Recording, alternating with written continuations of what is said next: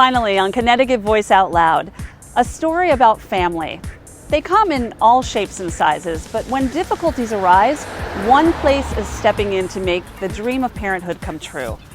Ashley Cole takes us to one Farmington clinic that's making a difference. Connecticut Voice Out Loud headed to the Center for Advanced Reproductive Services in Connecticut to find out how they're making families' dreams come true every day. Well, I always say that I feel really fortunate as having had a business degree and a business background to find a career that's really become a vocation, where every day I get to apply what I know about business to the healthcare of helping people to build families.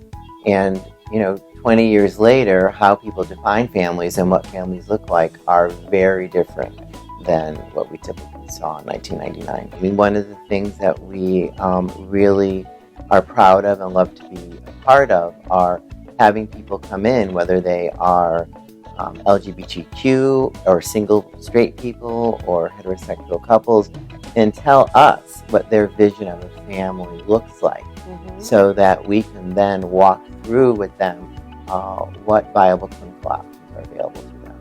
Maybe there's some hesitation. There's couples out there who aren't sure. They're not sure, they're scared, they're intimidated. What would you say to them? Well, I would say that knowledge is power. And I think that it is a truthful statement that the LGBTQ community has oftentimes felt marginalized with regard to healthcare. And I can assure everyone that the Center for Advanced Reproductive Services is a very friendly place for all people. We are really proud that we have been at the forefront of treating LGBTQ people since, I think, the earliest inseminations were occurring in 1983.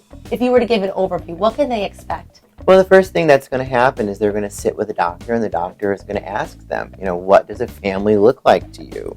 What are the important elements to you? So, for instance, if it is a lesbian couple, sometimes it's as simple as donor sperm with insemination, which is a very low-tech procedure that can happen. Other times they want to do something which we call as shared conception, where one of the female partners is providing the eggs. They're going to have a donor's sperm source, and then we're going to create embryos, and the second partner will carry the embryos. So the partner carrying does not have a genetic relationship to the embryo and the child that she will give birth to, but she has a real strong biological connection. Absolutely. So both parts of the couple feel really involved. Another recent development over the last few years is the evolution of transgender care. And we have for years treated adult transgender people, but now we're actually seeing more and more adolescents who are coming in with their parents and want information about fertility preservation as part of their journey. How do you keep yourself present in the community? Well, one of the things that we try to do, especially with the LGBTQ community, is go to them. And so to go to people where they're most comfortable.